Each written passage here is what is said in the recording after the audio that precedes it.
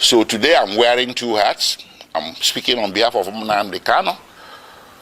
I'm also speaking on my own behalf. My name is Aloy Ejimako. I'm the special counsel to Nnamdi Kanu and the indigenous people of Biafra. And I'm speaking to you from a location in Nigeria. The man, Nnamdi Kanu, is well known. He's everywhere. He's on Wikipedia. He's an internationally acclaimed freedom fighter. But there's just a few things I need to tell you about him. What brought him to limelight was the formation of the indigenous people of Biafra in the United Kingdom in 2012. Simultaneously, he also founded Radio Biafra. And these two organizations were aimed at one thing: liberation for the people of Biafra, or restoration of the former Republic of Biafra that went defunct in 1970. The right to self-determination is a right that is guaranteed internationally, domestically, and continentally. It's within the black letters of Nigerian law at Article 20 of the African Charter on Human and People's Rights. The right to self-determination is guaranteed. So the formation of IPOB did not break any law. Not laws of the United Kingdom, not international law, not Nigerian law. But guess what? When Nnamdi Kanu, who was born in Nigeria, but who acquired British citizenship later on, came to Nigeria in October 2015, the government of President Muhammadu Buhari, which had come to power in May, decided to arrest him. He was not arrested between 2012 and 2015 because the government of the day at that time understood that self-determination is not a crime. But the government that came into power in 2015 in May decided that self-determination is going to be treated as a criminal activity. So he was arrested in Lagos. He was charged for treason, also for insulting the president and illegal importation of radio equipment. 3 charges. The treason one, they split it into 2, treason by himself and treason by conspiracy. This thing went on from 2015 until April 2017, when he was eventually granted bail. So he was detained for nearly 18 months. After granting him bail, he returned to his ancestral home in the southeastern part of Nigeria, and he was enjoying his bail when suddenly, between 10 September and 14 September 2017, the Nigerian army, without any justification whatsoever, levied lethal, massive military operations against Nnamdi Kanu's ancestral home. That day, he was sitting at home with so many people, his family members, including his 2 elderly parents. The attack was lightning, it was a bleakridge, it was massive, and it was not the type of an attack you will expect a national military force to levy on a civilian location. But they did. At the end of the day, 28 people lost their lives. Nnamdi Kanu sustained injuries. His parents sustained injuries as well, but somehow, by the grace of God, they all managed to escape. From there, the rest is history. And because there was a national and international manhunt for him by the security forces, which rules of engagement was to shoot, not to maim. If you see Nnamdi Kanu, if you encounter him anywhere, shoot not to maim. Not to maim, but shoot to kill. That's what they went there to do on 10 September, but they didn't succeed. But it went on. They went on in a manhunt. So Nnamdi Kanu was forced to flee the municipal boundaries of Nigeria in search of safe haven overseas. Eventually, in May 2021, he settled in Kenya. He entered Nairobi and settled in Kenya somewhere. He never knew that Nigerian security forces, the international branch of it, were laying in wait for him. They laid an ambush for him. So on 19th June 2021, he drove himself to Jomo Kenyatta International Airport on a personal errand.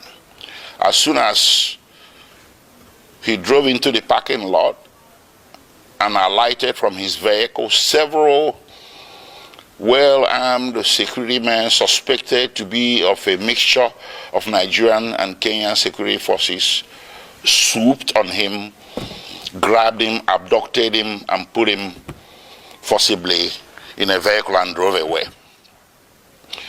Well, they didn't take him to the police station. They didn't take him to immigration because he was a foreigner. He should have been taken to immigration. They didn't take him to any official law enforcement facility. They took him to a secret location in Nairobi, a non-official secret location. So in effect, they disappeared him. And they kept him at that secret location for a whole 8 days. And those 8 days he endured horrendous torture. All these are matters of record between the various tribunals and courts before whom this matter has been brought. I cannot begin to give you all the details. Horrendous torture in violation of basic human rights, in violation of the laws of Kenya, Nigeria, and the international community. When Nnamdi Kanu was abducted on 19th June 2021, the proper thing that should have been done is to take him to a police station, from there to a court. And then if you wanted him back in Nigeria, you subject him to what is called extradition proceedings. This is a basic tenet of the law that you see in the laws of any nation. Kenya has an extradition act to which Nnamdi Kanu should have been subjected. But guess what? They didn't do that. They rather disappeared him for 8 days, tortured him to their heart's content. And on 27th June, they secretly brought him out from this location and took him through the back doors, evading Kenyan immigration, direct to the tarmac of Jomo Kenyatta International Airport, Nairobi, where a private plane was waiting. They bundled him into the plane, chained him to the chair, and everything. He endured 5-6 hours flight from Nairobi to Kenya in the most excruciating circumstances. They arrived in Nigeria late in the evening and the plane flew back to Nairobi. They took him to the headquarters of the National Intelligence Agency in Abuja, where he spent the first night with all the lights left on to assure his maximum discomfort. The following day, they transferred him to the headquarters of Directorate of State Security in Abuja. And on the third day, they brought him before the Federal High Court in Abuja. The Federal High Court was well aware that Nnamdi Kanu has counsel of record. It was an open case, it wasn't a new case, a pre-existing case. But the Federal High Court decided to conduct the arraignment in violation of his constitutional right to counsel. And that arraignment led to the indefinite detention with which we are struggling today. Anyways, taking you back a few steps, the little military invasion of 2017 was not unrequited, judicially speaking. I took the matter before two tribunals, or a tribunal and a court. First, I took it to the African Commission on Human and People's Rights, which rendered a decision in March 2018 condemning the action and calling it a violation of the African Charter. And they wrote to the President of Nigeria, they wrote a letter to the President of Nigeria requesting him or directing him. They used diplomatic language, but the decision was there that what you did is wrong, so you need to roll it back. You need to reverse everything you have done, which includes declaration of IPOB as a terrorist organization and hounding their members as criminals. the African Commission held that what Nigerian government was doing was persecution, not prosecution.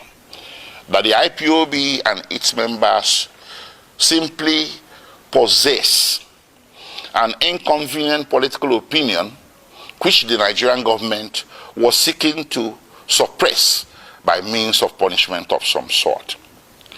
And they asked or directed Nigerian government to reverse itself. Nigerian government never did. Rather, it escalated. Well, subsequently, I went to a local court, a high court in Abia State in eastern Nigeria. I sued the Federal Republic of Nigeria, the Nigerian Army, and other parties who were confederates in that attack of September 2017. And in January 2022, fortunately for us, we won. The High Court made an order. The High Court reached a judgment that what happened to Nnamdi Kanu in September 2017 was a flagrant violation of his constitutional right to life and constitutional right to his privacy. And the court proceeded to make an order ordering the federal government of Nigeria or Federal Republic of Nigeria to pay him a compensation of 1 billion Nigerian naira, which is over $1 million US dollars. The court also ordered the Federal Republic of Nigeria and the President of Nigeria to issue a public apology to be published in 3 national Nigerian newspapers to Nnamdi Kanu. None of this has happened. So we kept that aside. So when they brought Nnamdi Kanu forcibly from Kenya without extradition proceedings, I characterized it an act of extraordinary rendition. Initially, there was a misunderstanding, a broad, widespread misunderstanding by vast majorities of Nigerians who were mouthing the cliche, Nnamdi Kanu extradited from Kenya. No, that was wrong. He wasn't. I told people he wasn't. He was extraordinarily renditioned or rendered, and that is against international law, Kenyan law, and laws of the Federation of Nigeria. So while his criminal trial was making its way slowly at Abuja, with all the several amendments the government was bringing, they walked away from treasonable felony, insulting the president, importation of radio equipment, and bam, to terrorism. That's how it happened. And they did this 7 times. 7 amendments. If Nnamdi Kanu was guilty, why is it taking so long to bring him to trial between 2015 and today? That is 8 years. So what he's undergoing is not really a judicial trial. It's a trial by ordeal. Trial by fire. Imprisonment before conviction. They just want to get as many years of jail time out of him as possible because they know that with the evidence available, conviction will be impossible. And that was made worse by the extraordinary rendition, which I took also as a civil violation to a federal high court in Nigeria. And in October 2022, the Federal High Court came down with a judgment that extraordinary rendition was a violation of his constitutional rights, his fundamental rights, and they awarded him 500 million Nigerian naira. That's about $800,000.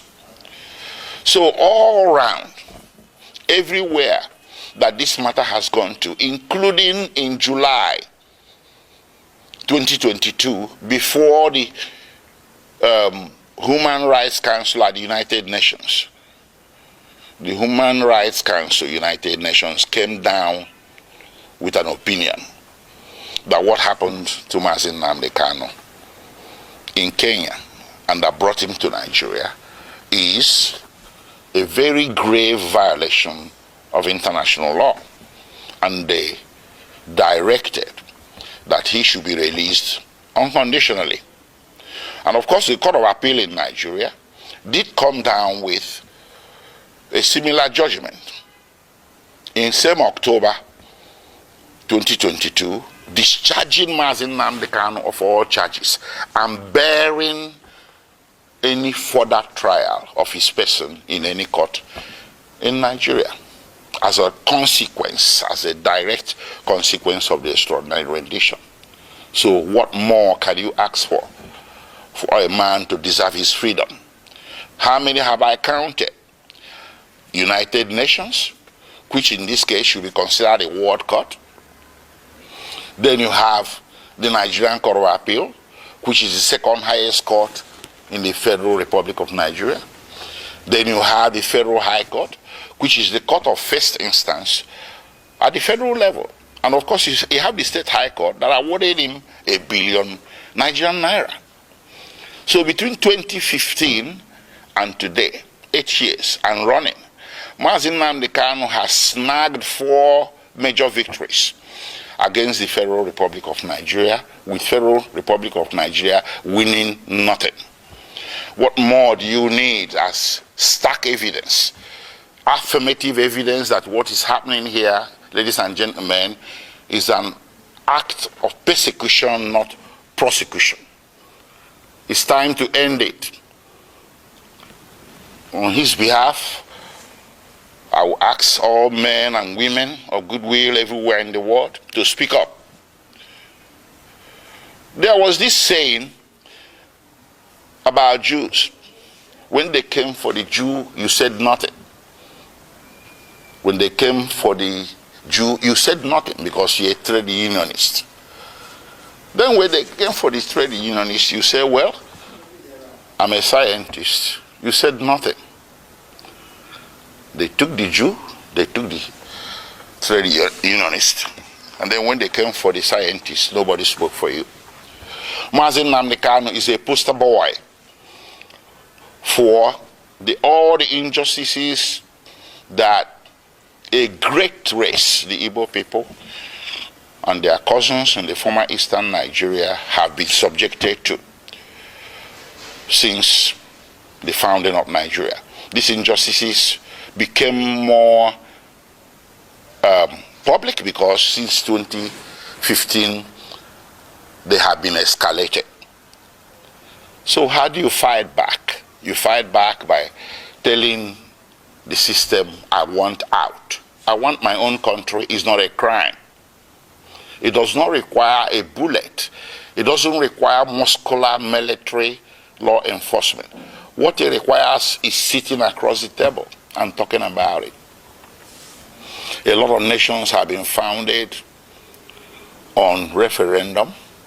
That's what Nnamdi Kanu and the indigenous people of Biafra were asking for. That led to all this conundrum, to all this saga.